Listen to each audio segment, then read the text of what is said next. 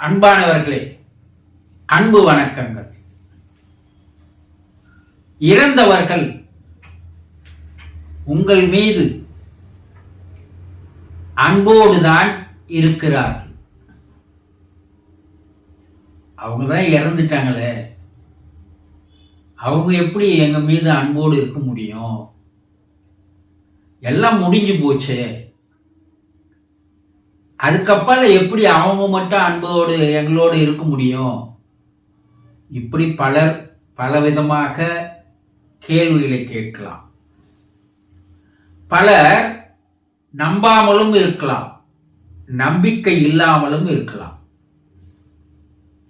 ஆனால் உண்மை நிலவரம், அவர்கள் உங்களோடு வாழ்ந்து வந்த போது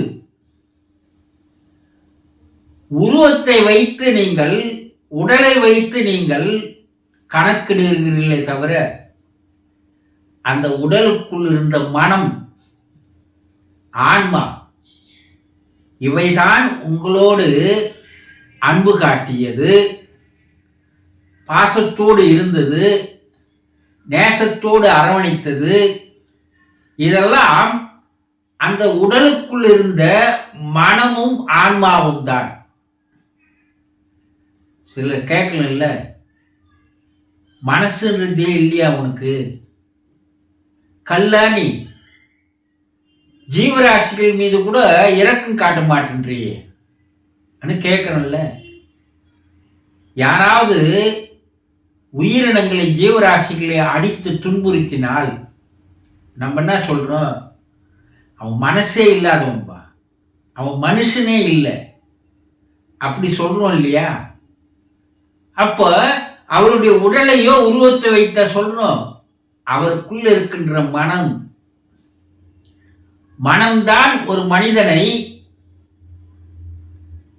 அரக்க நிலைக்கு கீழேயும் எடுத்து செல்கிறது, மிருக நிலைக்கு கொண்டு வருகிறது. அதே மனம்தான் ஒருவனை மாமனிதனாக, மகானாக, தெய்வமாக மாற்றுகிறது. அன்பு, இரக்கம், பாசம், பரிவு, நேசம் இதெல்லாம் ஒரு மனிதனுக்கு இருந்தால் அவன் மனம் தூய்மை பெற்றது, கலங்கமற்றது, பரிசுத்தமானது. அவன் மனித நிலையிலிருந்து படிப்படியாக மேல் நோக்கி மாமனித நிலைக்கு வருகிறான். இப்ப குடும்பத்துல ஜீவராசிகளுக்கு, உயிரினங்களுக்கு இரக்கம் காட்டுகிறார்களோ, தயவு காட்டுகிறார்களோ, ஆனால் குடும்ப உறுப்பினர்களுக்கு, தாய் தகப்பனாக இருந்தால் தன்னுடைய பிள்ளைகளின் மீது அளவுக்கு அதிகமாக பாசமாக, அன்பாக இருக்கிறார்கள் இல்லையா? கணவன் மனைவி மீதும், மனைவி கணவன் மீதும் அளவுக்கு அதிகமான அன்பு வைத்திருக்கிறார்கள் இல்லையா? அப்போ குடும்ப உறுப்பினர்கள் மீது, குடும்பத்தில் வாழ்ந்த ஒருவர் தன்னுடைய குடும்ப உறுப்பினர்கள் மீது அளவுக்கு அதிகமான அன்பையும் பாசத்தையும் நேசத்தையும் வைத்திருப்பார். என்ன? ரத்த உறவு, ரத்த சம்பந்தம். பலர் சொல்லுவாங்க, அவன் தான் ஆடுறானோ இல்லையோ அவனுடைய தசை ஆடுகிறது என்று சொல்கிறார்கள் இல்லையா? எப்படிப்பட்ட கல் நெஞ்சுக்காரனாக இருந்தாலும் தன்னுடைய இரத்த சம்பந்தமான ஒருவர் துன்புறுத்தப்படும் போதோ அல்லது துன்பத்தை அனுபவிக்கும் போதோ அவன் மனம் இலகி விடுகிறது இல்லையா? அப்போ நீங்க அந்த மனம் என்பது அது இன்னும் அழியல.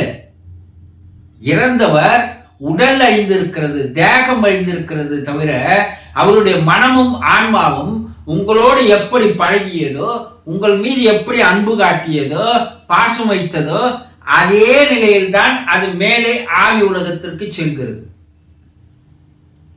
என்ன ஆவி உலகில் போன பிற்பாடு என்னன்னா, அந்த அன்பும் பாசமும் நேசமும் இரக்கமும் பல 1000 மடங்கு அதிகமாகி விடுகிறது. ஏன்னா இப்போ அவர் உங்களோடு இல்லை, உங்களில் ஒருவனாக இப்ப இல்லை. உங்களெல்லாம் விட்டு இப்ப பிரிஞ்சு மேல போயிருக்கிறார். அந்த பிரிவு தான் அவருடைய மனதிலே அளவுக்கு அதிகமான அன்பை பெருகெடுக்க செய்கிறது. யார் மீது? உங்கள் மீது. உங்களோடு வாழ்ந்து வரும்போது பல பேர் தன்னுடைய குடும்ப உறுப்பினர்கள் மீது பாசமாக அன்பாக தான் இருப்பார்கள் இல்லையா? யாரோ ஒரு சிலர் தன்னுடைய ரத்த சம்பந்தப்பட்ட தன்னுடைய பிள்ளைகள் மீதோ தாய் தகப்பன் மீதோ அல்லது கணவன் மனைவி மீதோ அன்பு இல்லாத இரக்கமற்றவர்களாக கூட வாழ்ந்து இருக்கிறார்கள் இல்லையா? அப்படி வாழ்ந்தவர்கள் கூட